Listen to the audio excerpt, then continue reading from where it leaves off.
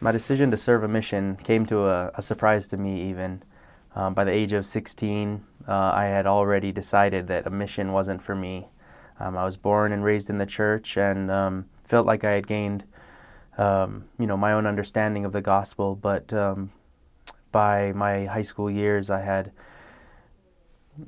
made life choices that kind of given me a lifestyle and an environment that was anything but gospel living and gospel teachings, and a decision to serve a mission was just something I had already put off.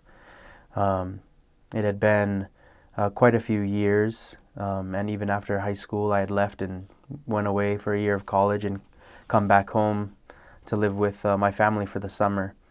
And I remember, just out of respect, living back in my parents' home, going to church on Sundays with my family. I still had two younger siblings in the home, and we would go to church. I felt like I almost did it just so that they wouldn't bother me about the lifestyle I was living. At least I was going to church. And there was this one Sunday that we went to church and sat in our family pew, maybe 5 rows back in the middle of the sacrament hall, and it was a testimony meeting. And like always, I was tuned out and zoned out, and just thinking about what I was going to do, meeting up with my friends afterwards, and I remember the testimony of this old Tongan man who took the stand. I was in a ward in Hauula, in North Shore of Oahu, where I grew up, and this old Tongan man who I had known growing up in the ward had gone up to bear his testimony, and in his humble, broken English accent, looked over all the rest of the congregation and said, "If you have a testimony, you should bear it. If you have a testimony, you should be up here." And for the first time in probably 3 years, I felt the overwhelming spirit just hit me like a train. And I thought to myself, and I felt so strongly, what am I doing? I do have a testimony. I do know that the gospel is true. And I felt an overwhelming love of the Savior, that despite the choices I had made in my life, that He wanted me close to Him. And to my surprise, I stood up and I went and bore my testimony that day. Most of my ward kind of knew, the life I was living, so it was, in a way, through the tears of my testimony, a public apology. But I felt committed to feeling that love and that spirit again. And from that day, I decided that I needed to serve a mission.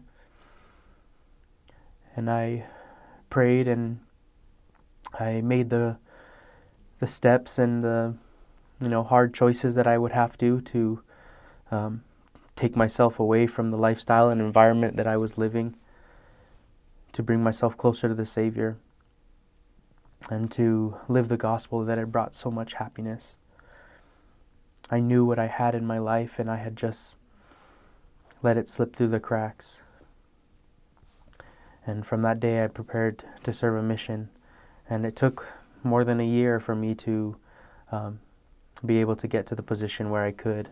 But I'm so grateful for my leaders, for the Book of Mormon, for my family, and more than anything, my Savior, Jesus Christ, where I finally felt and understood the power of the atonement, and that He is there for all men and women who turn to Him. As I read the Book of Mormon to prepare to serve my mission, one of my favorite scriptures that I came across, that I remember hitting me so hard, was in 3 Nephi 9:14.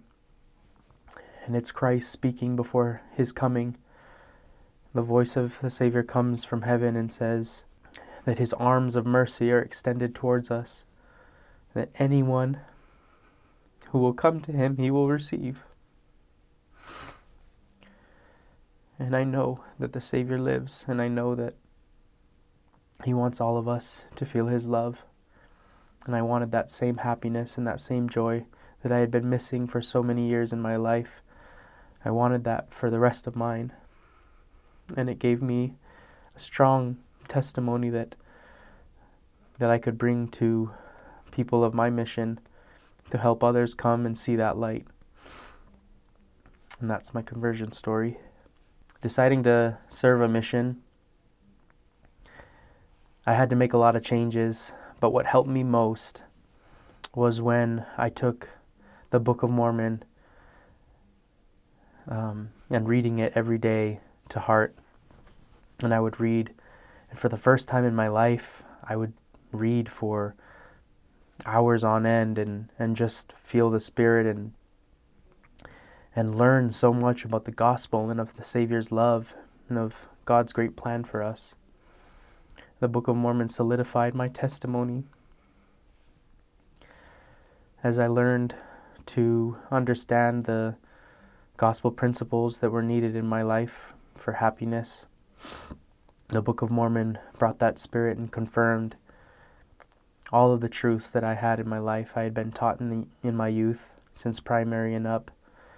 The Book of Mormon, reading that every day, was what helped me solidify, without a doubt, the truthfulness of the restoration of the gospel and of the Savior's love for us and of the plan of salvation that has been prepared for us. Receiving my mission call to the Bolivia Santa Cruz mission was very exciting for me. My brother had served in Paraguay, which was just on the southern border of Bolivia, and I have a lot of family that spans across all the countries of South America, so I was very excited to serve in the Spanish language and also to learn of a new culture and of a new way of loving the Savior.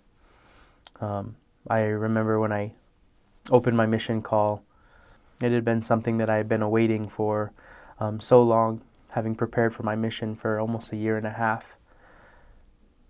And when you receive your mission call, having been told that you might not be able to serve a mission is something that makes it just a little more sweet. And I'm really grateful that I was given the opportunity to serve, to come to know my Savior through service and a mission.